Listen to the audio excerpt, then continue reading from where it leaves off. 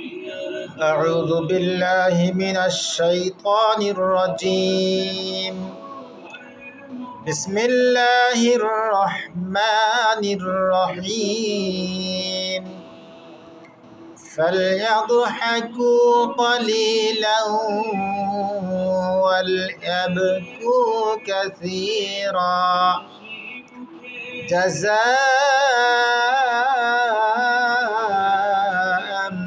بما كانوا يكسبون.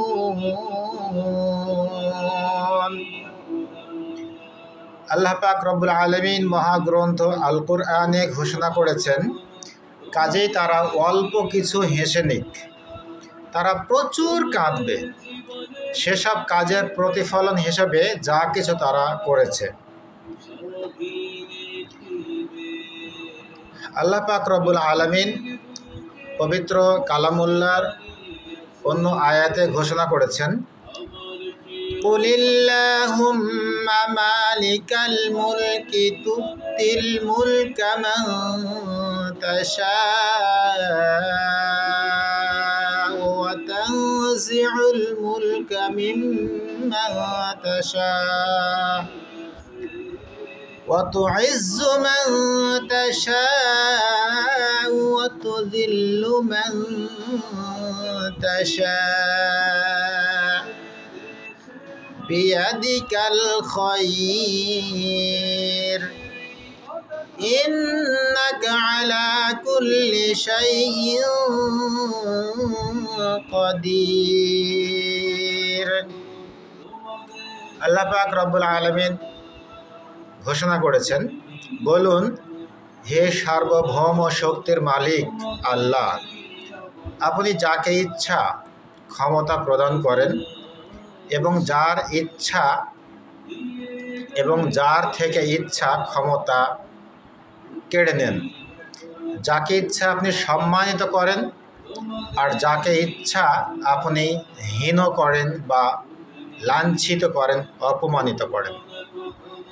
কল্যাণ আপনার হাতেই, নিশ্চয় আপনি সব কিছুর উপর ক্ষমতাবান। প্রিয় দর্শক, আপনারা বুঝতে পারছেন আমি কি সম্পর্কে আয়াতগুলো তেলাওয়াত করেছি বা কি বলতে চাচ্ছি। সদ্য বিদায়ী দাম্ভিক, ইতিহাসের সর্বনিকৃষ্ট স্বৈরচারী শাসক, জালেম শাসক, খনি শাসক শেখ হাসিনা 5ই আগস্ট বৈষম্য বিরোধী ছাত্র আন্দোলন, কোটা আন্দোলন, ছোট ছোট বাচ্চাদের কাছে হেরে গিয়ে সে দেশ ত্যাগ করে বন্ধু রাষ্ট্র, প্রতিবেশী রাষ্ট্র ইন্ডিয়াতে পালিয়ে গেছে। সে যে ইন্ডিয়ায় পালিয়ে গেছে, সেখানে গিয়েও বেচারার রক্ষা নেই, সেখানে গিয়েও সে শান্তিতে নেই, তাকে কেউই গ্রহণ করছে না। কারণ কি? কারণ সে যখন এই দেশে আল্লাহ তাআলা তাকে যখন সম্মানিত করেছিল, আল্লাহ তাআলা তাকে যে ক্ষমতা দিয়েছিল, আল্লাহ তাআলা যে নিয়ামত দিয়েছিলেন, সে নিয়ামতের সে শুকরিয়া আদায় না করে সে নাশুকরি করেছিল। দেশে অরাজকতা সৃষ্টি করেছিল। দেশের যারা পুলিশ, আর্মি, বিজিবি, অন্যান্য যতগুলো বাহিনী আছে, তাদেরকে তার ব্যক্তি স্বার্থ চরিতার্থ করার জন্য তাদেরকে কাজে লাগিয়েছিল। তাদেরকে হুকুমের গোলাম বানিয়ে রেখেছিল। কোনো বাহিনী স্বাধীনভাবে কাজ করতে পারেনি, শিক্ষকরা স্বাধীনভাবে পড়াতে পারেনি, ব্যাংকাররা স্বাধীন মতো কাজ করতে পারেনি। সর্বক্ষেত্রেই সে ত্রাস সৃষ্টি করে রেখেছিল। তাদের কথা মতো না চললে জেল, জুলুম, নির্যাতন, নিপীড়ন, যত প্রকার অন্যায় সমস্ত কিছু তাদের উপর করা হয়েছিল। আমরা তো রুট লেভেল থেকে দেখেছি, এমপির সামান্য একটা প্রোগ্রাম হবে, সেখানে গ্রামাঞ্চলের হাজার হাজার মানুষকে খিচুড়ি খাওয়ার নাম করে নামমাত্র 300 টাকা করে দিয়ে তাদেরকে এনে অনেক লোকের সমাগম দেখানো হয়েছিল। এক সময় দেখেছিলাম আমরা উপজেলা হলরুমে যতগুলো মানুষ প্রবেশ করছে তাদেরকে হাজিরা খাতে স্বাক্ষর করতে হয়েছে সে এসেছে কিনা। প্রতিটি কলেজের প্রিন্সিপালকে বাধ্যতামূলক আসতে হয়েছে। প্রিন্সিপাল তার অধীনস্থ অন্যান্য শিক্ষক মণ্ডলীকে বাধ্য করেছে আসতে।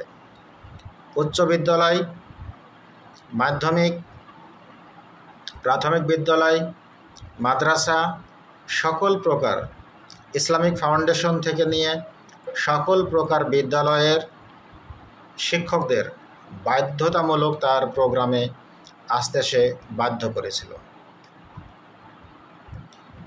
এখান থেকে কেউই রেহাই পায়নি।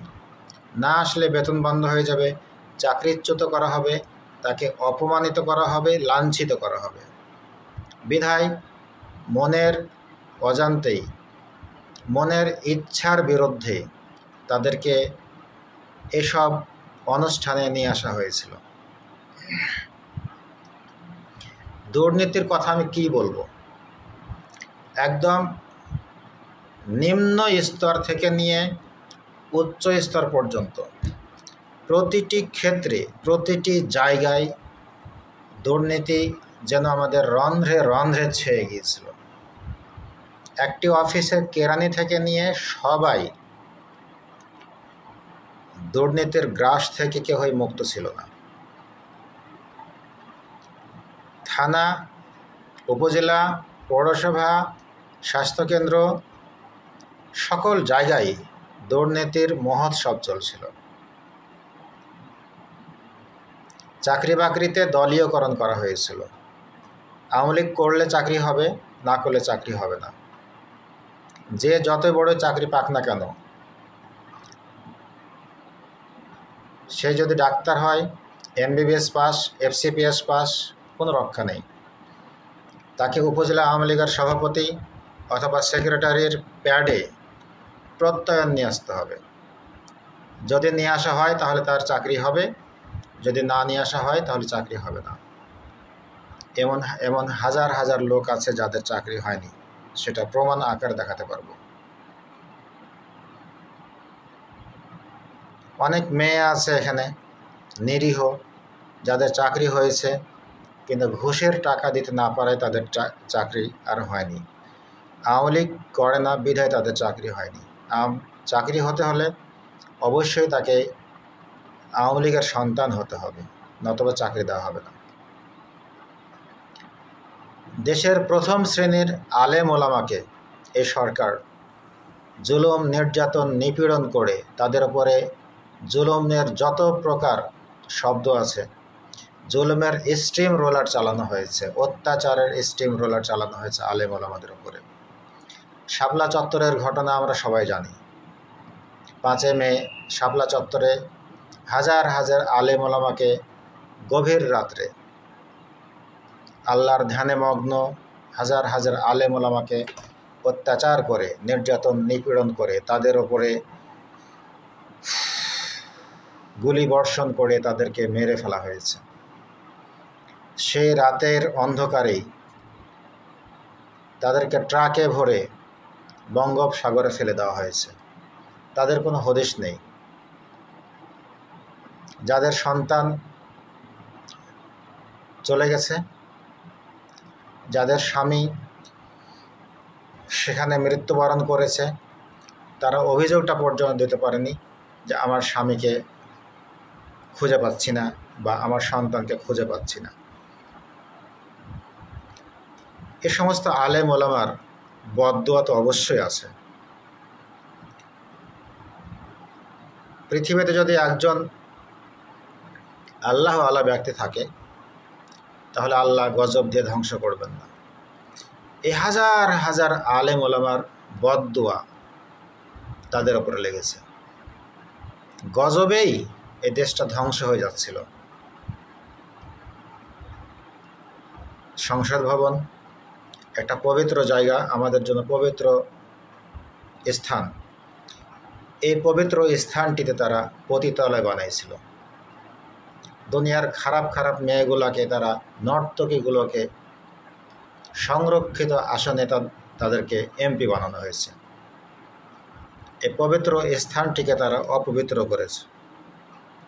আমার বাংলার ছেলেরা সংসদ ভবনে গিয়ে চেয়ারে বসে, আসনে বসে পায়ের ওপর পা তুলে সিগারেট খেয়েছে। আপনি বলছেন এটা অন্যায় হয়েছে। হ্যাঁ, আমিও বলছি অন্যায় হয়েছে, কিন্তু তার মনে যে কত ঘৃণা, কত যে রাগ আপনাদের ওপর আছে, তারই বহিঃপ্রকাশ সেটা সে ঘটিয়েছে। খোঁজ নিয়ে দেখুন, হয়তোবা তার বাবাকে অথবা তার ভাইকে অথবা তার আত্মীয় স্বজনকে আপনারা গুম করেছেন, হত্যা করেছেন, তাদের উপর জুলুম নির্যাতন করেছেন। বিধায় তার রাগ, গোস্বা, অভিমান সেটার প্রকাশ পেয়েছে সেখানে সিগারেট খেয়ে। এই একজন ছাত্রকে দেখলাম, এখন সে ছাত্র নাকি সাধারণ মানুষ বোঝা গেল না। সে শেখ হাসিনার বাসভবনে ঢুকে তার যেই শয়নকক্ষ, তার খাটে শুয়ে সে পায়ের পর পা রেখে সে উল্লাস করতে দেখা গেছে, তাকে আনন্দ করতে দেখা গেছে। আপনি মনে করছেন যে শেখ হাসিনাকে সেখানে অপমান করা হয়েছে। হ্যাঁ, অপমান করা হয়েছে, একদম সঠিক কথা। কিন্তু এই অপমানটা সে ইচ্ছাকৃতই করেছে, তার ক্ষোভের বহিঃপ্রকাশ ঘটিয়েছে। মানুষ যে কত কষ্টে ছিল সেটা আপনারা বুঝতেই পারছেন যে কত কষ্ট ছিল। আপনারা খেয়াল করে দেখবেন, ক্ষমতাসীন দলের যদি কেউ মারা গেছে তাহলে সবাই আলহামদুলিল্লাহ পড়েছে। যে সমস্ত পুলিশ প্রশাসনের ভাইরা মারা গেছে তাদের কমেন্টে দেখবেন সবাই আলহামদুলিল্লাহ পড়েছে, কেউ ইন্না লিল্লাহ পড়েনি। এটা এই ক্ষোভের বহিঃপ্রকাশ মাত্র। তো এখন যারা ক্ষমতায় আসতে চাচ্ছেন বা যাদেরকে ক্ষমতা দেওয়া হবে, যারা এই আবার দেশ পরিচালনার দায়িত্ব ভার কাঁধে নেবেন, তারপর আপনাদের ওপর আমাদের করজোর অনুরোধ, আপনারা ইসলাম ব্যতিরেকে, ধর্ম ব্যতিরেকে কোনো কাজ করবেন না। আলেম ওলামাদের সঙ্গে নিয়ে আপনারা কাজ করুন। আলেম ওলামাদের সঙ্গে নিয়ে তাদের পরামর্শ নিয়ে তাদেরকে প্রয়োজনে উপদেষ্টা মণ্ডলীতে রাখেন, তাদের ভালো ভালো জায়গাগুলোতে স্থান দেন, তাদের পদাঙ্ক অনুসরণ করেন। যারা এখানে দক্ষ, দেশ পরিচালনায় দক্ষ, তারা দেশ পরিচালনা করেন, কিন্তু আলেমদের বাদ দিয়ে নয়। আলেমদেরকে সাথে রাখেন, আলেমদেরকে সাথে নিয়ে আপনারা দেশ পরিচালনা করেন।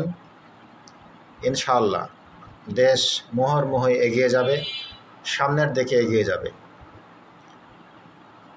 ইসলামের অসম্মান হয় এরকম কোনো কাজ আপনারা করবেন না, সে সমস্ত কাজ থেকে বিরত থাকবেন। সবাইকে ধন্যবাদ এবং মোবারকবাদ জানিয়ে আমার আজকের এই সেশনটি শেষ করছি। সবাইকে আবারও ধন্যবাদ। আসসালামু আলাইকুম ওয়া রাহমাতুল্লাহ।